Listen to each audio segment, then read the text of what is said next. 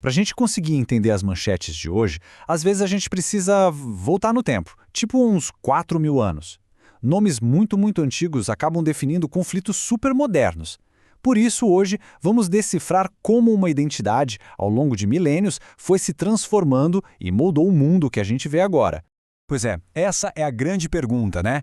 Hebreu, israelita, judeu, israelense não são só rótulos ou sinônimos. Pensa neles como capítulos de uma jornada muito longa. Então vamos lá, vamos mergulhar nisso e montar esse quebra-cabeça histórico peça por peça. Mas antes de voltar para o passado, vamos dar uma olhada rápida no presente. A fonte que usamos aponta um contraste bem marcante na região. De um lado, uma democracia funcional, onde protestos contra o governo são comuns. Do outro, vizinhos onde qualquer tipo de dissidência costuma ser suprimida. Só para ter uma ideia, em Tel Aviv existem paradas de orgulho LGBTQIA+. Já em Teherã ou Riad, algo assim seria impensável. É com esse cenário em mente que a nossa viagem pela história começa. E agora sim, a nossa viagem no tempo começa para valer. O primeiro passo é entender como esses 4 nomes diferentes contam, na verdade, a história da evolução de uma única identidade. Bom, tudo começa com a palavra hebreu. E o mais curioso é que isso não era um nome formal, era mais um apelido. Quando o patriarca Abraão saiu da região do atual Iraque e atravessou o rio Eufrates, o pessoal que morava lá o chamou de Ivre, que significa literalmente aquele que veio do outro lado. Um nome que nasceu de uma travessia. E aqui a gente tem um resumo de toda essa jornada. Começa com Hebreu, o apelido de Abraão. Depois vira Israelita, que vem do neto dele, Jacó, que foi renomeado para Israel. Os 12 filhos dele, formaram as 12 tribos. Com o tempo, a tribo de Judá ganhou mais destaque, e durante o cativeiro na Babilônia, o termo judeu acabou se tornando o nome comum para todo mundo. E aí, milênios depois, com a criação do Estado moderno, surge o israelense, que já é uma identidade nacional, não só religiosa. Mas a história, claro, não era só sobre eles. A região era um verdadeiro caldeirão de reinos poderosos e os descendentes e as terras desses reinos ainda hoje são peças centrais nesse tabuleiro mundial. Se a gente olhar para o sul, onde hoje fica o Iêmen, a gente encontra o reino de Sabá. Ele era famoso pela sua rainha que visitou o rei Salomão. Sabá fazia parte da civilização cuxita, um povo, super avançado, que dominava a metalurgia e construiu pirâmides lá no Sudão.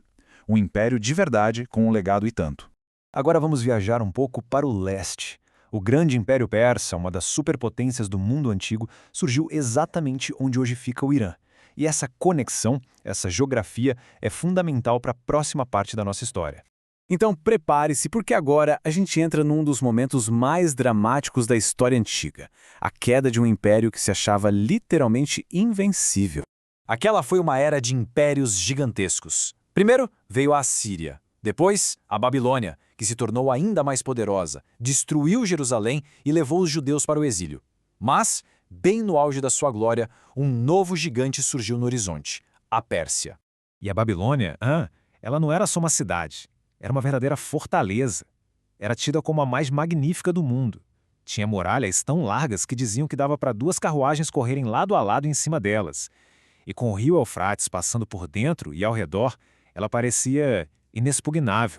E foi então que, no meio de uma festa gigantesca no Palácio do Rei, uma mensagem misteriosa simplesmente apareceu na parede. O profeta Daniel foi chamado para decifrar aquilo. E o veredito foi sombrio. O reino da Babilônia estava condenado e sua queda era naquela mesma noite. A estratégia dos persas foi simplesmente genial. Em vez de tentar atacar as muralhas de frente, Ciro mandou desviar o curso do rio Eufrates. Seus soldados entraram na cidade caminhando pelo leito do rio, com a água batendo nos joelhos. A cidade foi tomada sem que os moradores nem percebessem o que estava acontecendo. E isso não é só uma lenda, não. A história é confirmada pela arqueologia. O cilindro de Ciro, uma peça que hoje está lá no Museu Britânico, descreve exatamente isso, a conquista da Babilônia e uma política que era muito à frente do seu tempo. Ciro libertou os povos que estavam cativos para que eles pudessem voltar para casa. Mas o ponto que a fonte destaca como mais impressionante é este aqui. O profeta Isaías, escrevendo 150 anos antes de Ciro sequer nascer, previu tudo. Ele citou Ciro pelo nome e descreveu como ele conquistaria reinos e libertaria o povo. Uma profecia muito antiga que se tornou um fato histórico. Só que toda essa história antiga não é apenas sobre o passado, né? Ela carrega uma mensagem simbólica e muito poderosa sobre os desafios que a gente enfrenta hoje em dia. O trauma do exílio na Babilônia foi tão grande que Babilônia virou mais do que o nome de uma cidade, virou sinônimo de confusão. A fonte explica que, simbolicamente, Babilônia representa o estado atual do mundo, um lugar de caos ideológico, político e espiritual, onde fica cada vez mais difícil saber em quem acreditar. A mensagem central aqui é que, no fim das contas, em toda guerra, todos os lados perdem. E que existem pessoas boas, pessoas sinceras, em todos os lados de qualquer conflito. A própria narrativa bíblica está cheia de exemplos de não-israelitas que foram elogiados por sua fé, como um centurião romano ou uma mulher cananeia. A lição parece ser: é preciso olhar além dos rótulos. E partindo dessa ideia de Babilônia como um estado de confusão, a fonte conclui com este chamado do livro do Apocalipse. É um apelo para sair desse sistema de confusão, para se afastar da polarização, do tribalismo ideológico que a gente vê por toda parte. Isso tudo nos deixa com uma pergunta final para refletir.